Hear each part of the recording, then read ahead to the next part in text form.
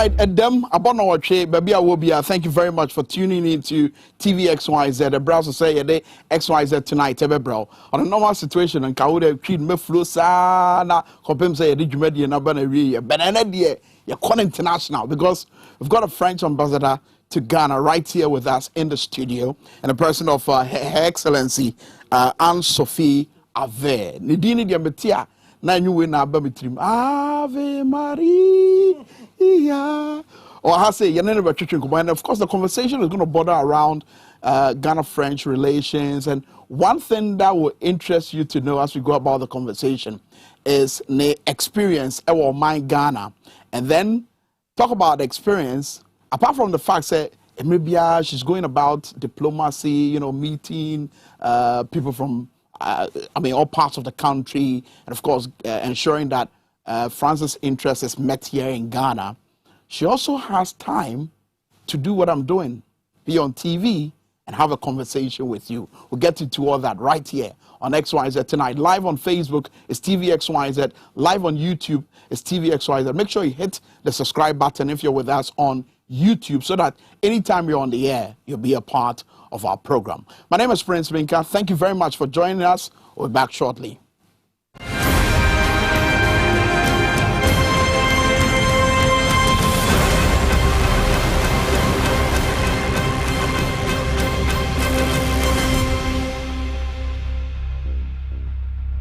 Thank you very much for staying with us here on XYZ tonight. And yes, the opportune time for me to say Akwaba and a great welcome to Her Excellency Anne-Sophie Ave, the French ambassador to the good Republic of Ghana. Good to have you, Her Excellency, and welcome to the program. Good evening, Prince, and merci pas for having me. Absolutely. Your trees. That's the most I have. I thought you had more than that. Just a bit, but I can talk to my staff. But you did say Sorry?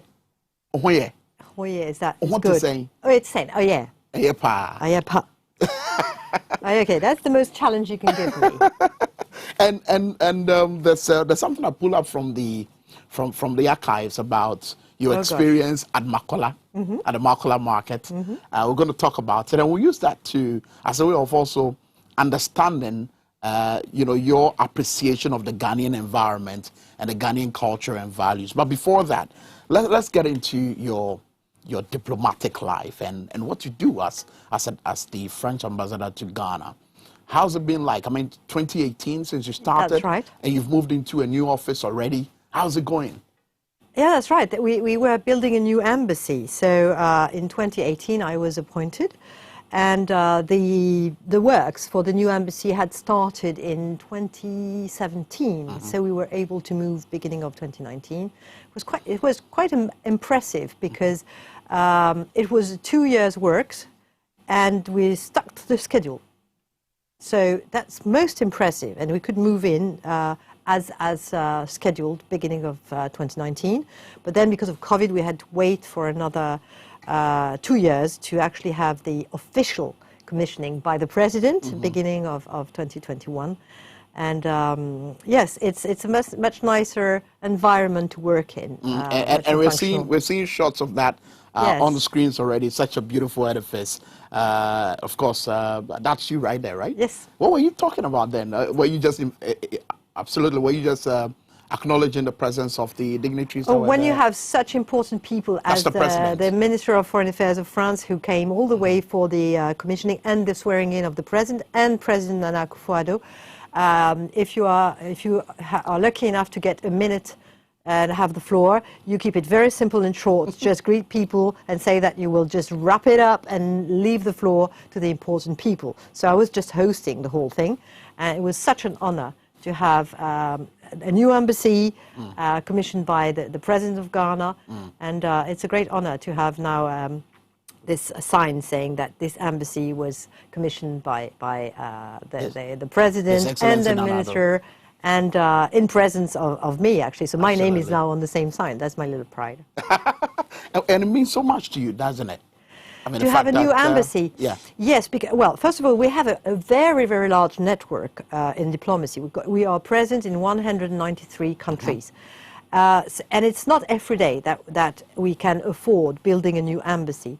So when in Paris we have to decide where to actually put the money to build a new embassy, we choose countries with whom we believe that we do have a future, that the diplomatic relations are going to last, and we are building something in the long run. Mm-hmm. And in Ghana, we have been, we were here even before the independence, yes.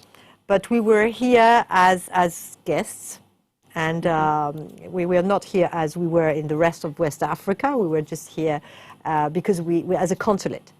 And in 1957, we were probably the first, among the very, very first countries to recognize Ghana's independence mm-hmm. and to appoint an ambassador.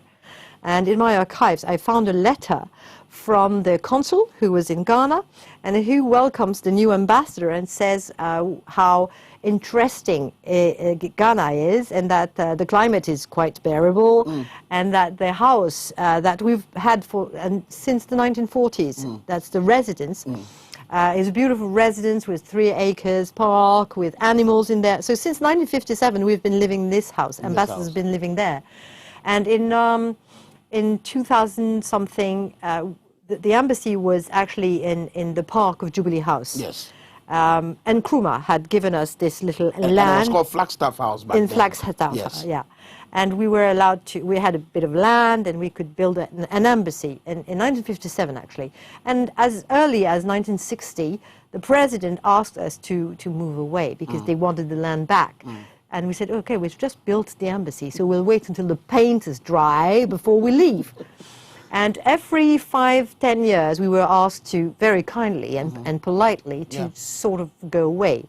And in 2000, we said, okay, now we've been in the building for 40 years, so I think we can try and find another land. And the easiest was actually to take a piece of the land, of the huge land next to the residence, which means that I'm literally walking to work every day, which is very convenient, obviously. I don't have traffic and all that. You say, what traffic in Accra? What do you mean? You don't get to experience No, I don't get to experience that, no. But I do believe, because the people working with me, they are coming from East Legon or other parts of Accra. And every morning... So they get to talk about it. They tell me about the traffic, and I say, well, I don't know, I walked there, so... But I do believe it must be a nightmare. But I do sometimes go shopping and go to Makola, as you rightly gave me away.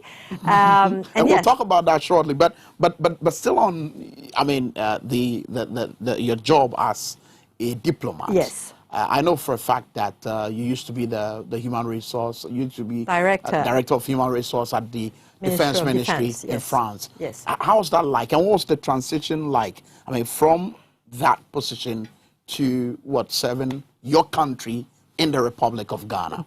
That is quite, that's quite unbelievable. I'm not quite sure I still believe it. Actually, I'm a civil servant, and I've worked in many different ministries. I come from a track studies where you become a senior civil servant and you can go to work in any ministry. So I was not dedicated to one ministry. I began with the Ministry of Transport, I moved to Defense, and then I moved to Foreign Affairs. As you know, ambassadors are appointed by the president, and they can be chosen among anyone. And I think they sort of targeted Ghana, and they said, what kind of ambassador do we need in Ghana? We need someone who can do diplomatic, what do you call that, economic diplomacy, supporting companies, as you rightly said. You are a country that is in the Gulf of Guinea, stuck in between the north, where terrorism is unfortunately starting to threaten, well, not starting, threatening literally, and in the south, in the Gulf of Guinea, where piracy is also a threat. So you're in the middle. So coming from the Defense Ministry, they thought maybe I could help creating a cooperation in the defense area. And we are the center of the world too. So yeah, that's true as well. Yes, of course. Just to add that. Yeah, aren't we all? But you are indeed, indeed strategically positioned. Yeah, absolutely.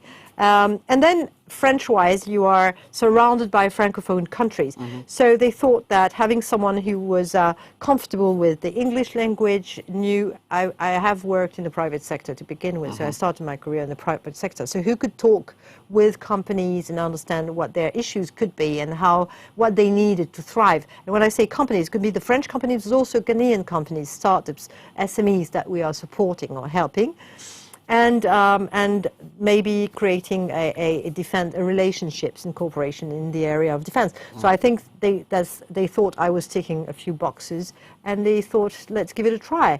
And the cherry on the cake was that they never ever had a French ambassador who was a woman before, so that probably also played a role. I don't know. And so quite crucial. You fitted right there into the elements that they were looking for. Probably, yes. So Macron is proud already. President Macron is excited with your work so yeah, far. I think I hope, at least I'm trying to implement the kind of policy that he wants to implement, changing the image of France, changing the way we cooperate, being more accessible, being more... What's wrong with the image of France? I mean, in West Africa? For which it's become so necessary that you change the narrative. We have... Yes, in West Africa. Yeah, in West Africa. Well, it didn't really happen in Ghana, but in the rest of West Africa, where there were French colonies, the way we withdrew after decolonization is different from the way the British did. And probably the way we empowered people during colonization was different from the way the British did. So when we left, we felt that we owed something like remaining in support of these countries. And the way we did it maybe was a bit clumsy, maybe was not well understood, maybe, I don't know exactly. It's probably a mixture of many things. But we were accused of staying for bad reasons because we wanted to steal whatever wealth or resources. Truth is, it costs us much more to support the former French colonies than any money we could make through being there. But you cannot change the mindsets. If some people believe that France is for a reason, because they have oil, they have things, these countries are sovereign countries, and when they have oil to extract or natural resources, they do a call for tender. Sometimes the French company will win, sometimes another one. But there's no pulling the strings, there's no funding dictators, all sorts of things, there's no colonial tax. But there's been such an urban legend and such a fantasy around the reasons why France was still supporting those countries. That there's been a moment when President Macron, who was born long after decolonization, said, we've got to change that. We've got to now work with them as equals and see them as partners. Stop the AIDS as partners, because they are the youth. They are the future of the world. They have talents. They have creativity. They have SMEs that are going to thrive. So let's help them to go beyond aid and to become commercial partners, because when you look at the population in Africa, it's such an amazing market. And so just to understand you, the whole conversation around the need to have countries on the West Africa sub-region go beyond aid is a France agenda? Absolutely. And that's actually the reason why when we had a joint conference between Africa, France in 2019, President Macron chose the Ghanaian president, because the way Ghana wants to cooperate with what we call development partners and the way we want to cooperate with African countries are matching. Okay, but beyond aid. Again, let me understand this. Did France talk about the need to ensure that it partners Africa to go beyond aid before you started hearing President Nana Dankwa Akufo-Addo talk about the need to have Ghana go beyond aid? I think it was, when you come to a conclusion, it's because you are sharing a diagnosis. And if we both reached the same conclusion, it's because we observed the exact same facts. The facts are that it doesn't matter who started it. No, not really. The facts are that for the past 60 years, we have been supporting countries in a development aid way, and it's not working. It is not working. It's been working in some areas, and it hasn't actually stabilize the country. And if you look at the example of Ghana, that gained the independence from their own will, that has shown they were capable of ruling themselves, yes. making their own decisions, yes. and not begging or asking for one or two countries' help. We are thinking maybe that's an example. So, you know, the kind of observations you do is, why is it working in some countries? Why is it not working? Why are some countries thriving? Why are some not? But it's not only Ghana. Kenya, we see Rwanda as well thriving at the moment. So you can see that some countries, well, of course, South Africa. Yes. And these are countries where France was not so much involved as in other countries in West Africa. And we're spending so much money in aid, in development, that there's a moment when we owe the French taxpayer some sort of explanation. And they are entitled to say, why is it not working? So we are now looking at targeting companies, because the economy will only work if you have companies working who create wealth, pay taxes, create products. And that's how it can work. And this was the way we wanted to cooperate, based on civil society and microeconomy. And that's precisely the way Ghana wants to thrive. So His Excellency Nana Addo Dankwa, I'll move away from this shortly. His Excellency Nana Addo Dankwa Akufo-Addo's reiteration of the need not to have development partners hand us handouts, but rather see us as partners, and his emphasis on Ghana beyond aid during that interaction with your president, Emmanuel Macron. What did it mean to the people of France? I mean, what did it mean to your government on that particular day when he made that speech, when he made mention of that? It went viral. It went viral on internet, because we have a huge population of African descent or Africans in France. And I think that they were hoping for such a speech, that we need to go beyond aid. I remember President Nana Akufo-Addo saying, we have resources, we have youth, we have every ingredient of a recipe of success. So it is now up to us to do it. And we cannot live on the European taxpayers' generosity. Yes. And this is a message that the French, especially African French, and the French who love Africa, and there's lots of them, were expecting. And we were thinking, gosh, look at that, listen to this. I think he's right. It doesn't mean that we should withdraw any help. Look, during COVID, it was important that those who could afford buying vaccines, and it was a rush onto the vaccines with some sort of auction, who would pay the most to have the most vaccines, to be able to work. And that's the kind of race Africa cannot compete in. So what we did is, in emergency, because no one would be safe until everyone is, we sent some COVAX facility vaccines, because we needed to start the pump. But then Ghana could buy some. But we had to make sure that even if they were ready to buy some, there were some to buy. Yes. So there was a moment when President Macron and some other of the G7 said, okay, this is enough. We cannot race and play very selfishly who will get the most vaccine the quickest. That is not how it can work, because no one will be safe until everyone is. So in the case of emergency, that is when it will be important to have France and any other country coming to assist Africa the way you want to. Yeah, until we are on our feet. Yes. Well, you are on your feet, but until you are able to compete with other countries. What would it take for us to be able to compete with other countries? Because look, truth is, we continue to borrow. Yeah, so do we. So does France. That's good governance. Using other people's money. That's good governance. France has a level of indebtedness of 100% of its GDP. 100%. So it's not bad to have to borrow.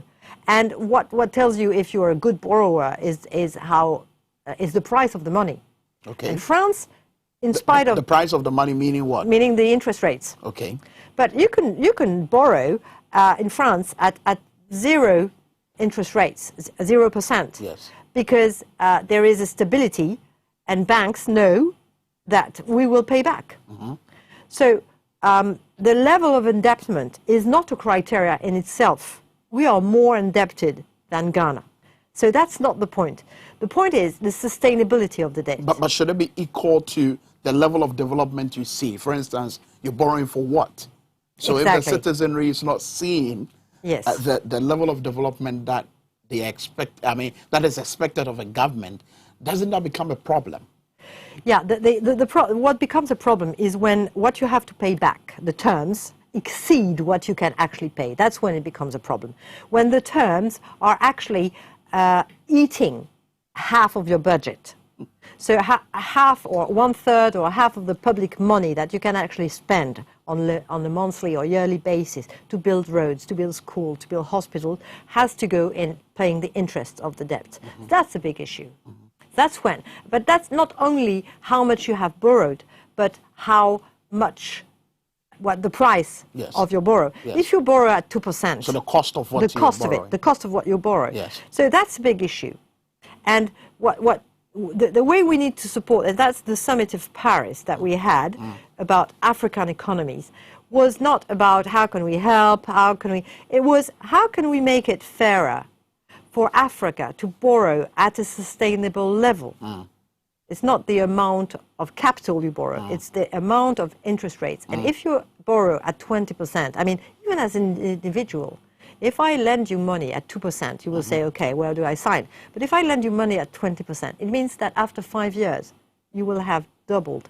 Every year, you will pay 1/5 on top of what you borrowed, which is just not sustainable. Yes, and that's a major worry. But let's reconcile this with something that happened recently in your country, and it's got to do with what many describe as the longest protest or demonstration that we saw some people of France embark upon. In our country, you can reconcile it to what is happening currently on social media. You've got the youth, singing and chanting, #Fix the country now. They want to see development as a matter of urgency. Now, when you reconcile these two, do you see literally a certain shift in the atmosphere? Do you see the youth of today beginning to get themselves more involved in governance and demanding more from governments? And is it a good thing?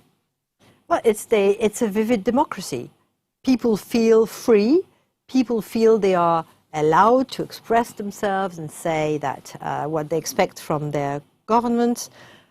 It's a vivid sign of democracy. Yes, we've had protests, and it's fine to express yourself through demonstrations, because demonstrations gather people, so you can show that it's not just you, but there's a whole group of people who believe like you, that they want this or this or that. But it has to be respectful of the institutions. Fair enough that people were chanting, we want this, less. Well, actually, the grounds were very different. In France, we wanted to pay less taxes, yet have more public services.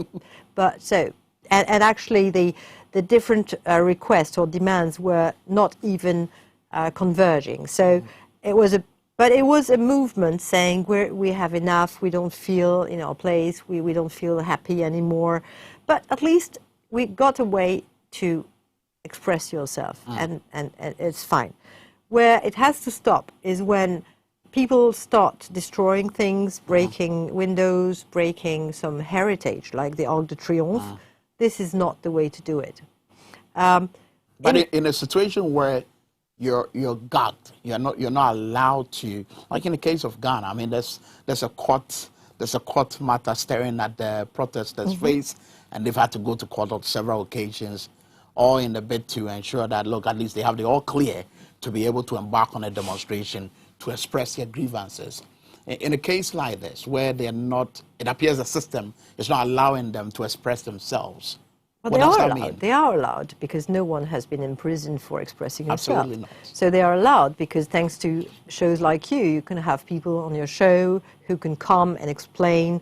You can have some of the leaders of the movement who can come and share their views. They have social medias, and they can also express and show what they mean and what they actually want. So the freedom of speech, I don't believe that, because the demonstration was not authorized. It's an attempt to freedom of speech. Now look at things the other way around. Had this demonstration been allowed, and people would have, of course, been together, marched together with no masks, and then 3 weeks later you have a huge surge in COVID. Then people would have said, yeah, you authorized this demonstration, aren't you irresponsible? But that's where they say, wait a minute, we get that. But you guys are the ones who are enforcing the laws, but here you are at the funeral, all packed, and this is a super spreader event. So... Yeah, well, that shows that even when you're fully aware of a risk, sometimes you drop your guard because of a lack of attention. And it can happen even to those who are fully aware of the risk. So when it can happen to the people who are actually enforcing the law, that up to a point, after a few hours, the masks are dropped, and because of the funerals, the atmosphere, people's sadness, and you feel you have to support people grieving, it can happen even to you, that you drop your mask and you let your guard drop and forget about the social distancing. Yeah. Well, then it makes sense to say that it could be even worse in a group where people are suddenly gathering, not knowing each other. And so, yes, it means that the risk is real, even for those who know. And when they feign ignorance, that's when we get to ask a lot of questions. But hey, I won't put you in that particular box. And I wouldn't. I know you espouse and express some values which you take everywhere you go, and these are French values, and they are freedom, equality, and fraternity. Yes. Those are values that you hold dearly to your chest. Yes. Tell me, ever since you started, working here in Ghana, representing your country, do you see those values? Are you able to relate? In Ghana? Yes, in Ghana. The feeling of freedom in Ghana is just incredible. People who are French, who are coming to Ghana, that's the first thing they say. We feel free here. Everything seems possible. People are free because they are not harassed, they don't feel insecure. This feeling of freedom is the first thing that people coming from overseas notice when they come to Ghana. Fraternity, well, if you go into a street, and I can see you coming, and you stumble because you are wearing high heels, and you do not have the appropriate outfit to go and walk on the streets, immediately you will have a group of people coming to help you. Immediately. In Ghana. In Ghana. Immediately. They will say, oh, sorry, like it's their fault. Yes. You just, slid. And so this sense of fraternity, people helping each other, you could see that in COVID as well. So I do believe that this sense you also have. Equality, it is a value that we are defending. It is a value in France that we are very strongly believing in. But do you know what? It's probably the most difficult, because what does that mean? Is it equal rights? Like in the Bible, giving the same to 3 different sons and see what happens. And one is fructifying it, and one is losing it. So giving the same thing to everyone and see what happens. Or to the one who is actually losing it, giving him another coin because he's lost the first one, and then another one. So it's very difficult to know, what does that mean? Are we actually equal? And I don't have the answer to that. But why is a person running faster than I am? I want to be a runner. Why are other people running faster? I wanted to be modeling. Why are other women prettier? I wanted to do you see what I mean? So equality is not always doing whatever you like, but enjoying what you do, doing things that you can do, that you are good at, struggling to do whatever you think you want to do. Right. And equality is actually, I look upon equality as something actually reverse. It means lifting all the obstacles that you could have and that could forbid you from achieving your dreams. But then it's up to you. And for instance, the men-women equality. Yes. We're not equal. Oh, we are not? No, we're not. We're better. Oh, well, of course. I felt you were going there. Of course, yeah. That what men can do, women can do better. Of course, of course. Is that really the case? Well, there are things, I mean, I don't think there are things that women do, men do. We're all different. So you can do construction better than men? Well, we could if you carry the bricks, we can show you how to put them, and it probably will be neatly done as well. We can supervise construction better than you. No, I think it's just opposing men and women, like we would be two homogeneous groups. All men are not the same. All women are not the same. This is ridiculous. But it is true that if in the law something says that a woman is not allowed to do this or that unless she has her husband's consent, this should be withdrawn, because this is not equal. If a man is allowed to borrow money without anyone's consent and a woman is not because she needs that's not equality.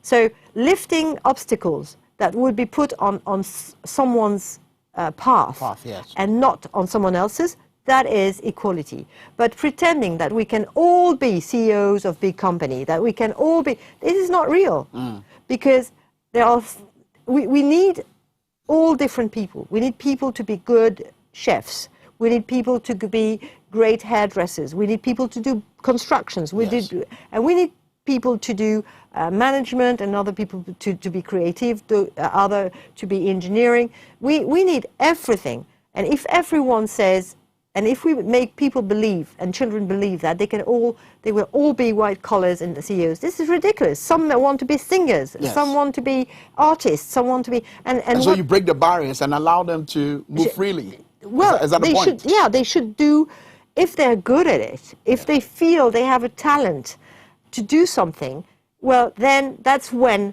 they should have equal access to the possibility. But life is not fair. Life is not equal, and achieving equality is, I believe, equal rights, equal access.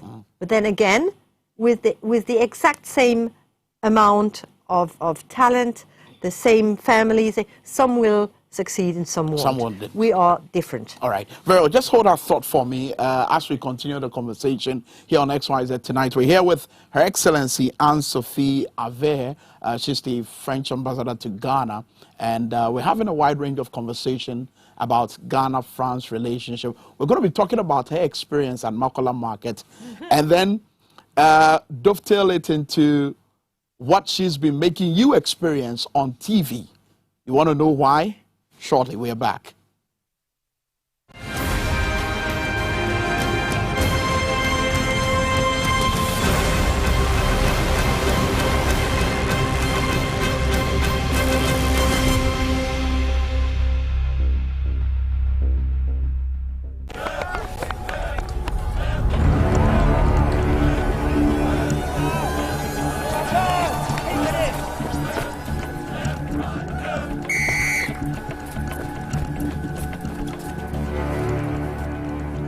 We are one man short. Should we invite him? Yeah. It be old cargo. Can I join you guys? Yeah. Always free, fresh, natural, eggs, mineral, water.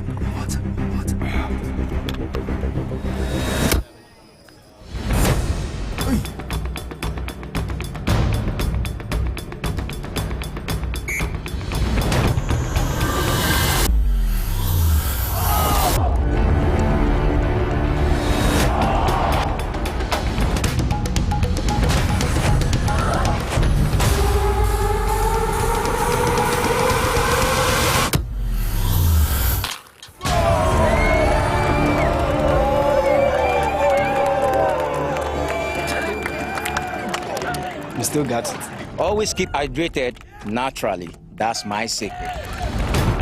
Manufactured with the primary aim of preserving nature's finest minerals necessary for a healthy mind and body. X Natural Mineral Water. Simply natural.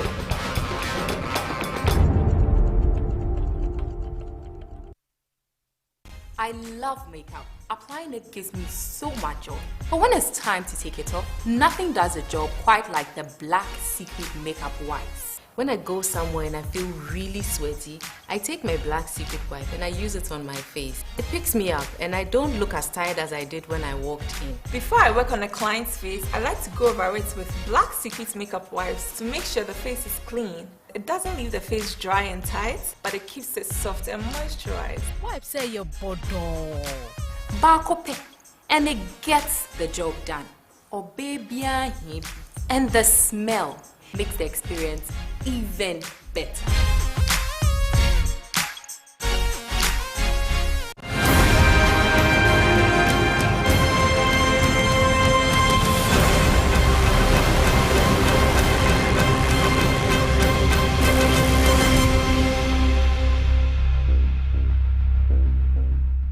All right, in 2 minutes, we'll be experiencing a touch of France. Already, we've been experiencing it on XYZ tonight here on TV XYZ with me, Prince Mink, as we host the France ambassador to Ghana, Her Excellency Anne-Sophie Avere. And a couple of your messages are in already. I mean, tons of them. Most of you sending in messages on WhatsApp and also on Facebook. On Facebook, I've seen Jijola Akoto asking me, can you speak French? Oui, petit français. Did that make sense at all? Yeah. You say little French, but like the way you say it, it means a little French person. Oh, that's what I meant. Yes, a little French person. I can actually relate to a little French person. Bit, right? And also, this message from Andy and Na says, good job, Kwame. I'm watching you live from France, and God bless you. So Kwame is in France watching us. And then this message said, I'm listening to you or watching you from Tema. Thank you very much for bringing in the Her Excellency. This message also on WhatsApp says, in your own estimation, he's asking, what is the current French language learning policy that France have for Ghana? What values does French government place on Anglo-Franco bilinguals in Ghana? And what opportunities exist for such individuals who are passionate about the French language? So I'm trying to reconcile it with why someone asked me if I speak French, because it's quite essential. We're surrounded by French-speaking countries. Yeah, there's lots of questions. Well, first of all, yes. I've been I've been blessed with going on many shows, and what I've noticed is that the people commenting are always so nice. Yes. And that is quite impressive, that the Ghanaians are so nice. They're always saying very, very nice things. And it really is heartwarming. So why would you speak French? Well, obviously you can live without. You see, a few years back in France, we were told it's good to speak English because it's helpful when you want to go and find a job. It's much better. And most French at that time think, yeah, well, why would I learn English? I'm pretty happy with French, and I can find a job in France. And like 10, 20 years later, we realized that if you do not speak English, you don't get to find a job. Because someone else will come and say, I'm perfectly bilingual, and he will get the job. Even if the speaking English is only like 20% of the work. Yeah. But some of the documents are being exchanged in English, and then some of the researches on the internet you have to do in English. And if you only speak French, it sort of cuts you away from half of the okay, so this texter is wondering if there are opportunities or programs specifically for... We are funding teaching the teachers, actually. The training of French teachers. That's what we are funding.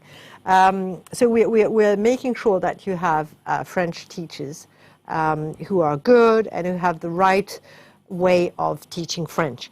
I heard that in Ghana a few years back, the French was taught in a very strict manner. And it has to be fun. Yeah. Learning this language has to be fun.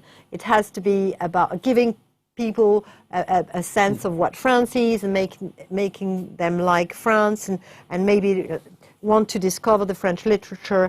A language is a bridge to a culture. Yes. So you can make people feel like learning French by giving them a sense of the French literature or culture, and they would say, oh yeah, but if I could understand French, I would have access to all that. So making the French teaching fun is certainly the key to have more people attracted to the language. And I can relate to the strict nature in which French was taught back in school. So but I think it will come naturally when people realize that they get better jobs and quicker if they are bilingual. Because, you know, with the free trade zone, your commercial partners will be African countries. Quite a lot of them are French-speaking. So many companies who will look at exporting, or at least having accessing the market, the African market, will look at hiring staff, salesmen, people who are bilingual. So if you are at school at the moment, learn French, because it will give you an asset when you will have a job, when you look for a job. It's always good to speak several languages. Plus, let me add something. In Ghana, you all speak several languages already. So learning French is just one more. To the several languages you know already. It's just one more language. And when your brain has already digested 2, 3, 4 languages, because you don't realize, but you all speak 2, 3, or 4 different local languages. You call them local, but they're actual languages. To your brains, it doesn't make any difference whether it's an international language or a local language. It is a language. So your brains already have absorbed 2, 3, 4 languages, which means that you are able to juggle between different grammars, different vocabulary, different constructions of languages. It's going to be a piece of cake to learn French. So it's easy. So very easy. Okay. So I'm sure we all have to take that advice. But let us talk about your experience and, I mean, it's all the, if you will, cultural shock that you've experienced, I mean, throughout your stay here in Ghana. Let's talk about your Makola experience. Yeah. Your high heels, right there in the midst of Makola Market. And there you were walking, and then all of a sudden, I felt. Yeah, I felt. Yeah. Well, to begin with, I was very inappropriately dressed because I was giving this conference in the morning, and because we were passing by, and I wanted to go to Makola, and I seized the opportunity of being in the neighborhood, to ask my driver, can we stop in Makola? And he said, yes, of course, but, you know, he was looking at me like I was obviously missing some point. Okay, I want to go. I said, I want to see fabrics, so what's the problem? I was thinking I would just be in a fabric shop.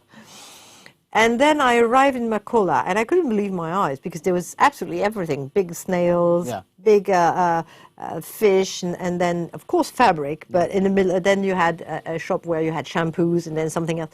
And the people are so nice. They all are greeting you. They're not grabbing you like, come to my shop, come and buy with me. They're really nice. They're saying, hello, nice to meet you.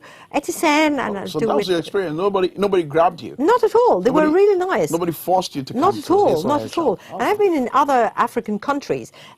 When they see an Obroni going around, they actually grab you. They just grab you and say, oh, come to me, come to me. Here, they were showing things, but they were really nice. And indeed, yes, I was wearing my heels, and on the pavement, I suddenly sprained my ankle and found myself sitting on the pavement ridiculously and made a fool of myself. And people were not looking at me saying, ah, ha, ha, not at all. They were suddenly gathered around me. Oh, I'm sorry, can I help you? Can I help you? So they were concerned? They were very concerned. And I thought, what's that amazing country? Whatever happens to you, people feel concerned and they're nice to you. Are you okay? And someone rushed to go and get me a glass of water. And I was like, wow, it's just incredible. What does that say about my country, Ghana? You have the nicest, welcoming, warmest, best-hearted people I've ever met. And I've been around a lot. And I love many, many countries for their architecture, their history, their art, but Ghana, the best thing about Ghana, and you have got, among lots of wonderful things, is their people. You have an incredible people. I don't know how to explain and what what has made the people so extraordinary. Probably the fact that you've been for centuries visited by all sorts of different countries, and you've managed to handle that. Probably also because Ghana is actually mixed different ethnies and tribes and communities, and people have mixed, and so it has made them much more tolerant and understanding for what is different. And different is not a problem in Ghana. I was never looked upon as a foreigner. People just, you know, you're here. It's not an issue. You're a part of us. You're part, yeah. You're part of. It's just absolutely incredible. It's a feeling you never have anywhere else in the world. Is that an attraction point to the number of people or businessmen in France who'd want to come invest in Ghana? Is that an attraction point at all? It becomes determining when they come for the first time and when they meet people and say, I can't believe these people. But when you so tell it, nice. Do they believe it? No, because it's something you need to experience. You need to experience. You cannot tell that you get a free smile every time, that people are welcoming. You can say it, but people don't feel it until they arrive. And they can experience it even when they arrive at the airport. Mm-hmm. People welcome you with a big smile and show you and everything. Say, where am I? Where am I? And people are so polite and so nice. The reason why people want to come and invest in the first place is that Ghana is stable. You are looked upon as an island of stability in the middle of West Africa. That is, you know, sometimes some sort of a turbulence. Yes. Popping here, popping here, popping here. Ghana is the peaceful, quiet Ghana. And when you want to invest somewhere, you want to your investment to be safe, and you want a company not to have any trouble, you are looking at a quiet, peaceful country. And Ghana is often attractive because if you want to access the Anglophone market, because you still have some close links with Nigeria, and you look at settling in Nigeria, Ghana, Nigeria, usually people come to Ghana. Wow, why? Because it's peaceful. It's Isn't safe. Nigeria peaceful? It's rougher. It's rougher? It's rougher. Rougher than Ghana? Oh, much rougher than Ghana. Wow. What makes it rougher? I think that, again, the people. I mean, a country is made of people. I'd like the French sometimes to understand that. That we are very proud of our country because we have heritage, we have beautiful countryside, we have the sea, Mediterranean and everything. But when people come to experience your country, the behavior of the people is something immensely important. So, yeah, the way we welcome people makes a lot of sense, and it makes a huge difference. So what makes Nigeria rougher? Well, it's a bigger country, it's 10 times the population of Ghana, so probably people have to struggle to. I get that. But let's go to what you've started doing already. I mean, ensuring that you're able to go about, you know, this cultural exchange, which we see on your TV show, A Touch of France. And let's just have a glimpse of A Touch of France, and then we can continue the conversation. Watch this.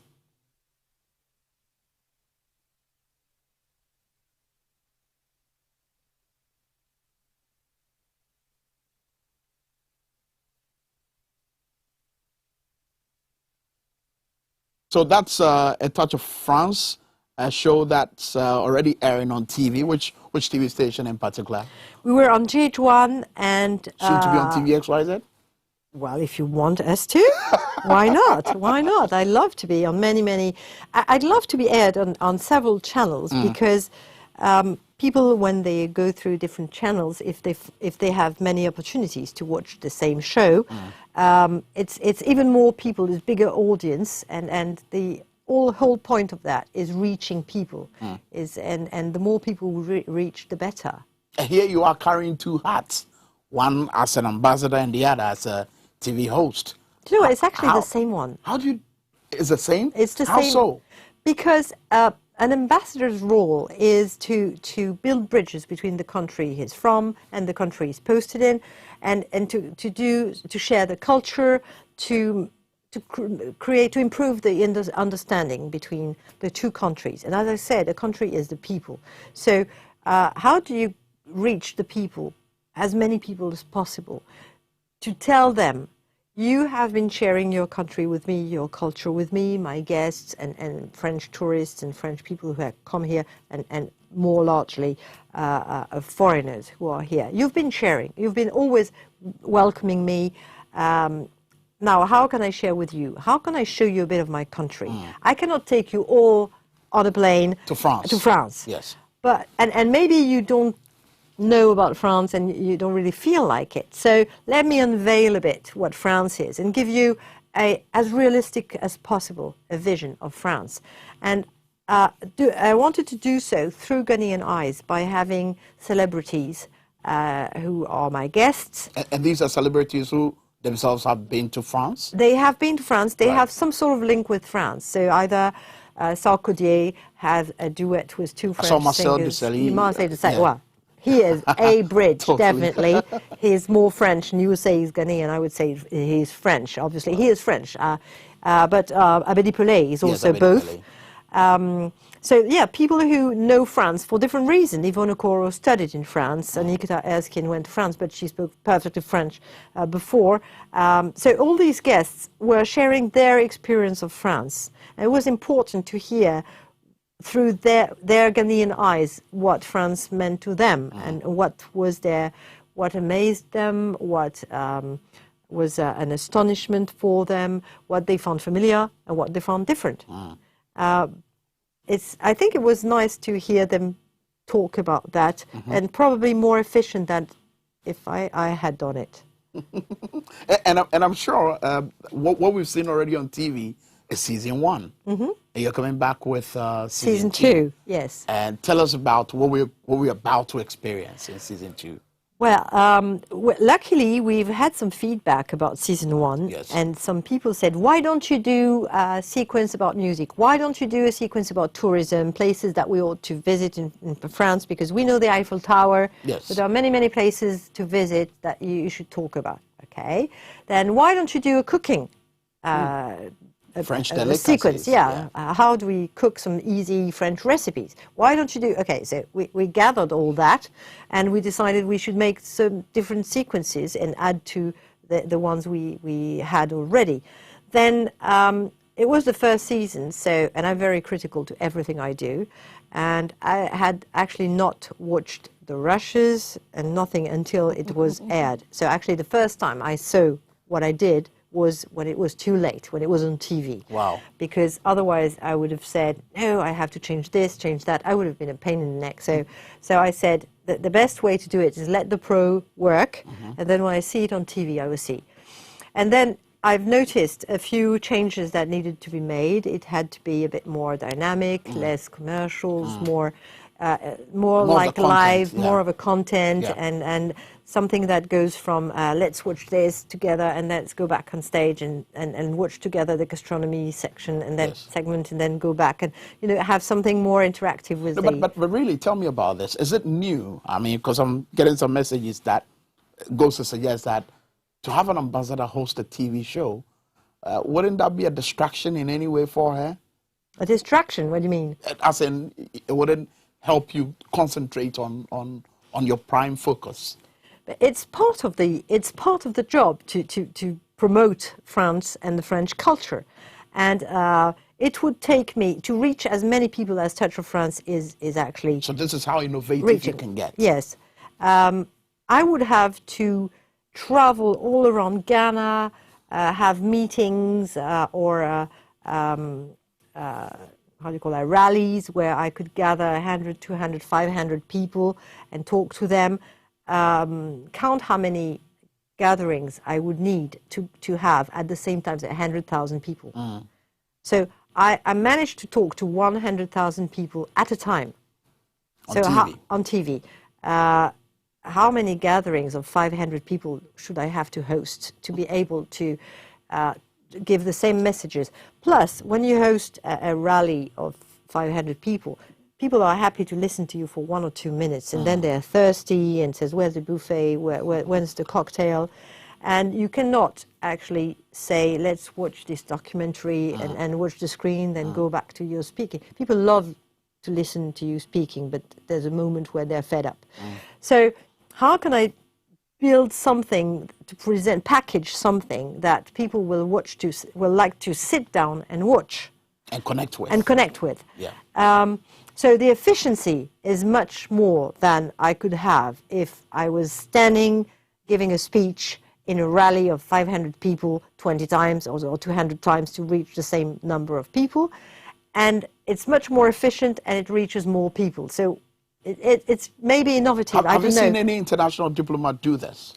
No, but you don't really. I don't really care if other people did things or not. I just I thought. You like to set the pace. No, really, I thought it was the right answer to a problem or a challenge that was, how can I reach people's hearts and as many people as possible at the same time? Because it is impossible for me to go in every single village, in every single city and visit and talk to people one by one. So it was just the answer to a challenge. It was not. I didn't think one day, oh, how about being a TV presenter? Because at the very beginning, I had this idea of putting together in a show the French culture and show a bit about what French do, what we do in Ghana, and my first idea was to have someone hosting it, not me. And as you know, Bolare is my co-producer. Yeah, Bolare. You know, not absolutely, Kwabena. Yes. And he's been your boss, so this won't surprise you. I said, okay, great concept, fantastic. Crystal had put it together. His PA, his wonderful PA, late Crystal. We miss her every day, and we dedicated the season 1 to her. And so I said, now this great concept. I think we have the whole shoot plan and everything. So now we need to find a TV host. And he just looks at me and says, you'll do it. And then he walks away. Just like that. He told you, you'll do it. He said, you'll do it. He walks away. And I said, okay, sir, please, I'm not a TV presenter. And he said, you'll be fine. It's your job. You do it. And he just walks away. So I said, okay, there's no point. I'm going to grab him a second time and say, no, I don't think we get that. I'm not a TV presenter. I'm not going to do it. And I thought of it. I said, actually, he's right. It is my job. Connecting with Ghanaians, presenting my country, sharing my culture, showing what the embassy is doing in Ghana, the kind of cooperation we're doing, teaching a bit of French, showing a bit of the French language, and talking with Ghanaian people to share. He's right. That's my job. So it's not two hats. It's literally doing my job. Interesting stuff, and I'm getting tons of messages. People talking about your show, your TV show, and this message here says, "Excellent work. Watch the show. I've seen the show before, and it's quite creative." That's a message from Fred, and this one Thank you, Fred. Yes, Fred. Fred sent that message. This one from Robert Achu Davo. He says, Her Excellency, kudos for the down-to-earth human relations you've shown. It draws a lot to the French language that we promote among the young Ghanaian. So that's a message sent in here by Robert. Thank you, Robert. And then another one here from Kumsen. Okay, Kumsen is writing something in French. Butchering that name? No, absolutely, it's correct. Kumsen. Yes. Kumsen says, hi, I'm a Ghanaian in Ouagadougou, Burkina Faso, watching you live. The French ambassador is very astute in her presentation. I appreciate her candid openness to respond to the questions you've put to her. For me, she's an excellent. Thank you very much, Kunsen. Kunsen, how that's do you Kumsen. Kumsen. Thanks very much, Kunsen. That was I had a hard time replying to these questions. And I appreciate your answers as well. Kumsen goes on to say that for me, she's an excellent ambassador of France. And in my opinion, she has really presented Ghana in a proper perspective, something our leaders must learn, Kumsin adds. And then he goes on to say, merci beaucoup, Madame l'Ambassadrice. Am I correct? Very well done. Woo. Yes, well done. That's an A+ for me. Yeah, for him, actually. Oh, for him? Oh. For your reading, A+ for your reading. Anyway, before we wrap up our conversation, I'm sure we need to learn a couple of things from you. And I'm not asking you to be a magician or a fortune teller, but literally, if you look into the crystal ball, in terms of where Ghana can go. I thought you were going to ask me who's going to win the Europa Cup. I will ask you. It looks like I've got my money on France, but I'll tell you why later. Of course. If you look into the crystal ball, I've got it right there. Where Ghana is going. Where do you will one day end up winning the World Cup. Oh, that's where we're going? Well, I hope so. That will one day win the World Cup? Of course you will one day. Oh. Of course. You have the best players. They play all around the world, so make them returnees. No, you have wonderful players in football. But sorry, I think your question was more economic. Yeah, it was more economic and everything. But you know what? Football is also in 1998, when yes. France won the World Cup, yes. the economy went wild because people suddenly were so ecstatic, so happy and enthusiastic. They wanted to consume, they went out, they drank in bars and everything. So, you know, winning a World Cup is good for the economy and good for the mood. So we need to win the World Cup. Yes. And all other things will be added on to us. That's the best I wish you. But what about the year 2020? How do you see the chances of France? I've got my money on France, though. But me too. I mean, honestly, you know, well, we need to start scoring for ourselves because Germany really helped us in France, Germany, and I can't thank Germany enough for their wonderful football who helped and scoring for us. I see a France-Italy final. Oh, you do? Yes. France-Italy? Yes, France-Italy. And I think that in the semi-final you will have France, Italy, Germany and Scotland. Where's this conviction coming from? I have Apart no from idea. you being French or you being a true patriot? Yes. Where is this conviction coming from? Oh, we have wonderful players. Some of them are from African descent. Mbappe. So, you know, Mbappe is... Yeah. So, yeah, we have a great team. Yeah, I think we need to believe. Otherwise, if we do not support our team, how are they going to win if they don't feel that the people who represent France all over the world are not behind them, supporting them, believing in them? And I'm so amazed that Ghana is following really carefully what the Europa Cup is doing, because such fans and excitement. So yes, I hope France will win. But I mean, at the end of the day, a European country will win. So it's fine. That's not hard to tell. But thank you very much. Just want to say this in French, though. My producers, my producers attempted a couple of stuff for me to say, and let me see if I can try. Merci pour votre nous vous or something. I tried, which means that thank you for your time. We appreciate you. How do you say that in French? Ah, merci de votre temps. Nous vous apprécions. Now that's really fast. Sorry, but your tree is very fast as well. So I don't think we would say that this way. Actually, we would say thanks for coming. We would say merci. Merci d'être venu. Venu. That's it. Merci d'être venu. I almost bit my tongue there. Merci de m'avoir reçu. Thanks for having me. Thank you too. Thank you too. Mr. Medase, sounds to be by. And we've been speaking to the France ambassador to Ghana, Her Excellency Anne-Sophie Aver. Of course, she's taken us through a lot today, and I'm sure some of you asking questions like whether there's going to be scholarship for Ghanaians anytime soon. They're all there, and of course she says yes, there's something like that available. We hope to see you some other time here on XYZ Tonight. But I want to thank you very much again for being here. Thank you. And thank you too for watching. See you again on XYZ Tonight. Good night.